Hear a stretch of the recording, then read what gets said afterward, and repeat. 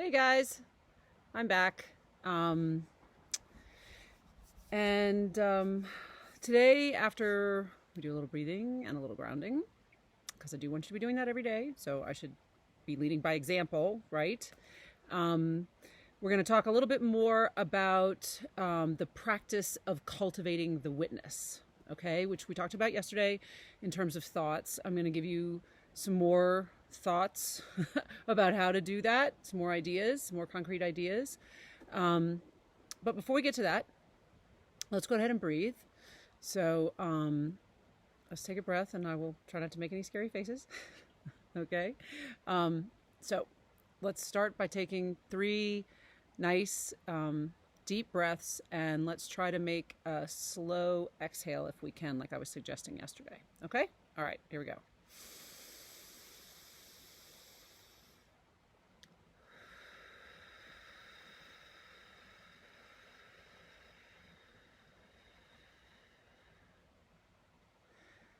Exhaling until you get every drop of air out of your lungs, okay? We're going to do it again.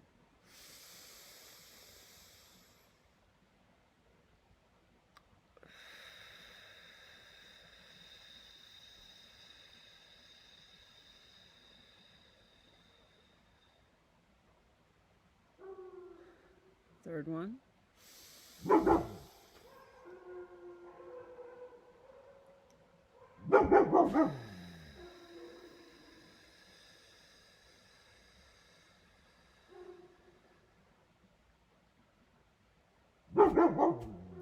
So apparently, Ollie is eager to get to grounding. He wants us to drop it into our senses now. So he's got, I don't know, I know you can hear him. I'm sure you can hear him. I don't know if you can hear the call and response that we've got going throughout the neighborhood right now here in Idlewild with everybody's dogs who are out in the evening now because it's almost 6 here, Idlewild time. So we're getting close to sundown. Anyway, so let's do a little grounding. So, feel where you are, right? So, where's your body in relation to furniture? How do your clothes feel on your body? What does the air feel like? What do you hear? What are you seeing? What are you tasting? And then I want you to just like take a deep breath and exhale into that. Exhale into your senses. So let's take another deep breath.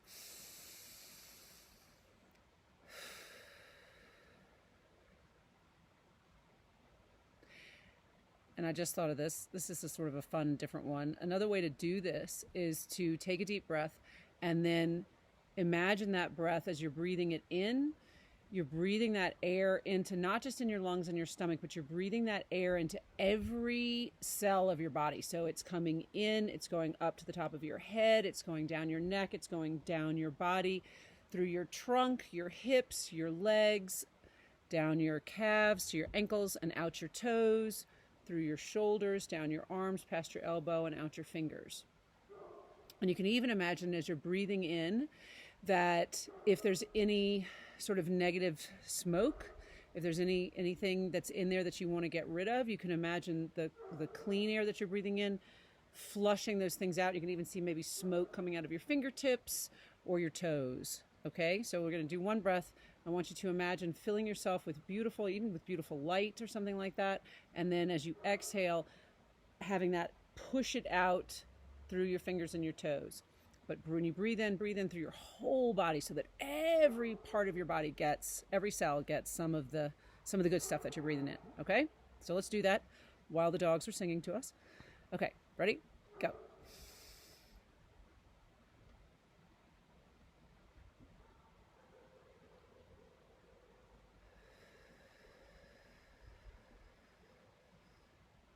Let's do one more like that. That same visualization. Breathing in beautiful light through your whole body, and that's pushing smoke out.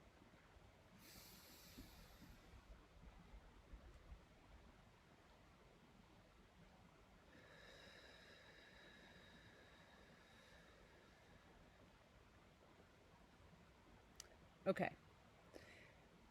And then just as a quick reminder, thinking about, keeping in mind the idea of some form of routine, whatever that new routine is that you're finding, so that you can find sort of a rhythm, a cadence, if you will, to your day, right? And continuing to think about dropping into your body, staying with one task at a time. Particularly, let's say, if you want to focus on one of the things I've talked about is if you're eating, when you're eating, or when you're cleaning, or when you're maybe doing a walk. And to give you a little bit more detail, so for instance, on the walk, you might take the time as you're walking, and you don't have to do this for the whole walk. If you walk for an hour, you don't have to do this for an hour, okay? You can do this for 5 minutes. You can do it for 2 minutes, Any amount of time that you do it is worthwhile. It doesn't have to be a particularly prescribed length of time. It can be for as long as you feel like doing it. Because I really do, again, harking back to something else I mentioned before, I really do want you to take, part of taking this time is to figure out what it is that does feel right to you, what feels good to you, and we'll get into it again. What does your heart want? What does your body want? I want you to start tuning into that and really, really feeling that. So if an hour of focusing on trying to stay focused on your feet hitting the ground and each muscle as it moves is too much, because that's a lot, right? Then maybe you do it for 5 minutes, 2 minutes, 10 minutes if you're feeling particularly ambitious, right? It doesn't have to, it's for as long as it works for you. There's no prescribed time, okay? So, as I just mentioned on the walk, you can do it from the bottom up, right? As each heel strikes the ground, feel that foot as it rolls forward. What parts of your feet are engaged in walking? What muscles, as you move, move your awareness up your legs, what muscles are tensing and releasing? How does that feel? Do you feel anything in your body? I know I have a right knee that sometimes talks to me. Coming up your hips, what's your butt doing? Is that cheek squeezing up when you're walking along? Maybe you could do that a little bit more if you want to, for a little extra kick. Feel, what are your arms doing? Are you smiling? Are you frowning? Are you, how are you feeling? And then also, what are you seeing? What is it? Is it windy? Is it sunny? What's the air feel like? All that stuff. Just starting from the feet, working up your body.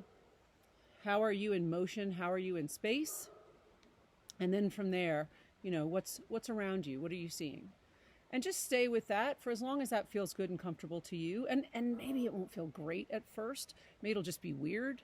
And that's okay. Stay with weird for a little while and see. And maybe this isn't for you. That's okay too. So just say no judgment zone here. Okay. Okay. So to get to the topic of today, I want to go back to this idea that I touched on yesterday and talked a little bit about, this idea of what we call cultivating the witness, okay? And it's this idea, and again, we're coming back to the idea of the only thing that you can control in any situation is you and your own reactions, right? But then it's a question of how do we do that, right? Okay. So, as it happens, the particular situation in which we find ourselves right now is one that might be rife with all kinds of emotions. And emotions give us a chance to practice this, and I'll explain how.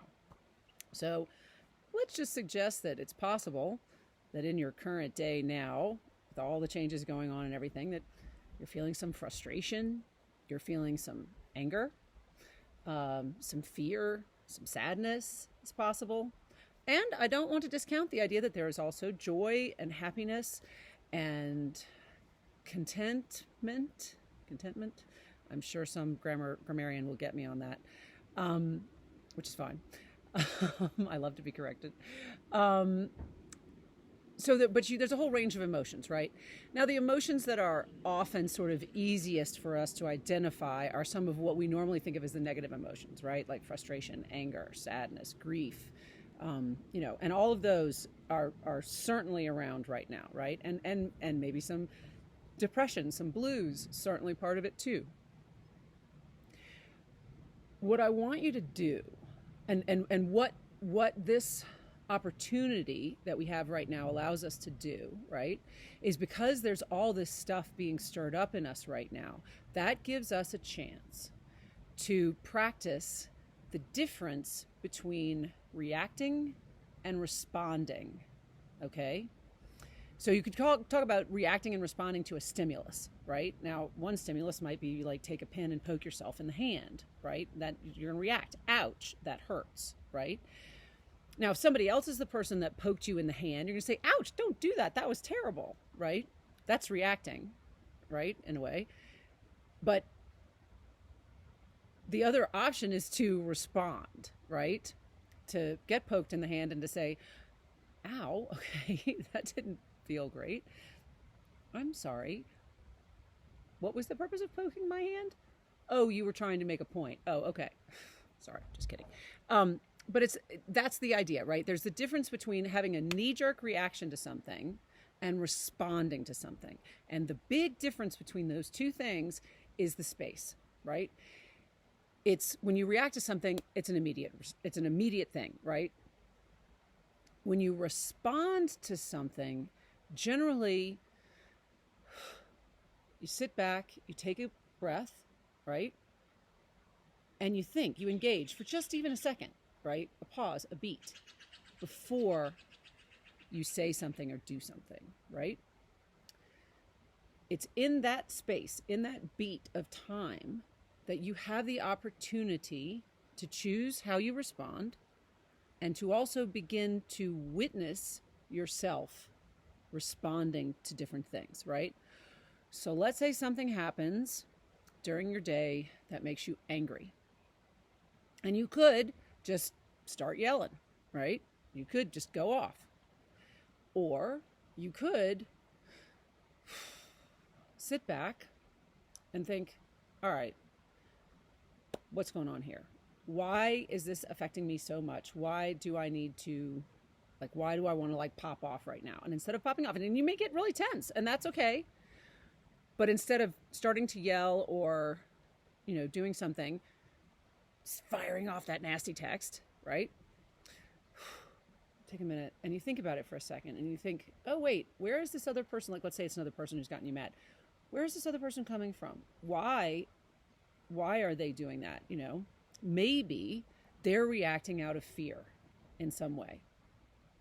So maybe I can find another way to respond that responds to that fear instead of getting angry myself, right? So that gives you the idea between reaction and response, gives you that space, right? Where then you can begin to think about what's really going on. And that gives you a chance to kind of bring yourself around and think, oh, okay. And it gives you a chance to witness your own emotion, your own response. And then you can decide what happens next. And that's where the control is, right? When you get to decide how you're going to respond to something, and then you are the one driving that dynamic, right? Then suddenly you have a little bit more control, right? Now, you can't control how they're going to respond to whatever you do, but it gives you that moment. And at least, you don't end up feeling bad half an hour later when you realize, I really wish I hadn't sent that text. That wasn't too nice. That wasn't me. That's not, God, I really I kind of reacted, or I overreacted. It just gives you that time, right, to think about it. Is this really what I want to do? Doing that over time, you'll find that you get more and more space, right? So that you may even begin to realize a pattern. Oh, I get angry when XYZ, right? And that's where real power comes, because then you can start to see the patterns and you can start to figure out, oh, okay, this is an area where I tend to get easily upset. So maybe if I think about it differently, or if I begin to think a little bit about why I respond in that way, why I react in that way, then you can begin to change that, right? You can change those thoughts that accompany that. But it's about allowing yourself that beat to start with. So, and like I said, we've got so many emotions coming up right now. There's so much going on that you really have an opportunity to watch your own emotions, right? And that's another thing that you can do. you can simply watch them. If you're in a situation where you become angry or you become sad or even joyful, right? You can watch that emotion, right? You can watch it. They all move on. The good, the bad, and the ugly. They all move on if you allow them to. It's when we start giving them energy, it's when we start feeding them that they become a problem, right? So if you feed your anger with fear, it becomes more of an issue. And under almost all anger, I would say all anger, but I'd like to think about that before I made a blanket statement like that, but an awful lot of anger, and I would say the great majority of anger, is really rooted in fear. And I will give you an example of that. So all of us have been kids, right? And I'm sure all of us at one time or another had the experience as a child, and I know I did this with my children too, where let's say you were running out into the street after a ball, right? And your parent was there, and your parent starts yelling and screaming at you, get out of that goddamn street, right? And then they grab you, and they're shaking your arm, and they're yelling at you. And the kid's like, geez, mom got really mad about that, right? But mom's mad, right? But she's not mad at you. She's scared. You scared her because you ran out in the street and she was afraid you were going to get hit by a car. Or you went to go touch what she knows is a hot stove and you're going to get burned, right? And she didn't want that to happen. Or your dad didn't want that to happen. Or your sister didn't want that to happen. Or whoever it was that was watching you at that time, right? And you were about to do something that you might get hurt and they got scared. But it came out seeming as anger, right? But really the root of that was fear. So if you can begin to see where that's coming from, like, okay, what is it that I'm scared of? What is it that I feel like I'm losing or giving away, or I'm not getting appreciated in some way to, I'm not sure what's going on here. Hello. Okay, I'm just going to keep talking. There may not be a picture right now. I'm not sure what in the world's going on. Anyway, so that, but it always passes, right? That's another point, is that it always passes. So you have this, anger's an easy one for us to see and understand, right? So the anger comes up like a big crest of a wave, right? It just like gets you in the back, whoom, and then it washes up onto the shore, and then it washes back out again, right? You don't stay angry forever. It goes away, and maybe sometimes it takes a little while, but you certainly don't stay at that high level of anger for a very long time, right? So,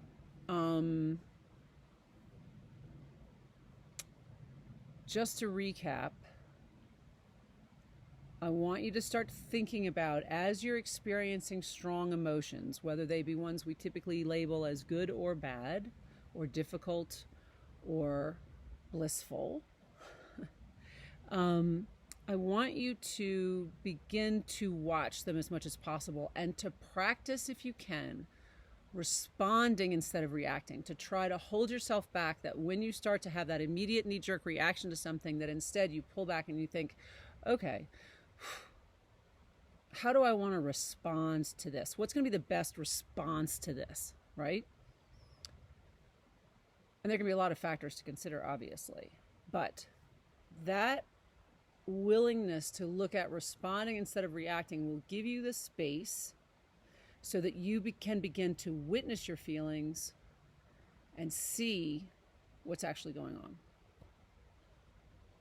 And so with that, and a potentially frozen screen with me and a really beautiful face, I'm going to leave you now. And I wish you the best of evenings. So, big love. Take care of yourselves and each other. Love you. Bye. Mwah.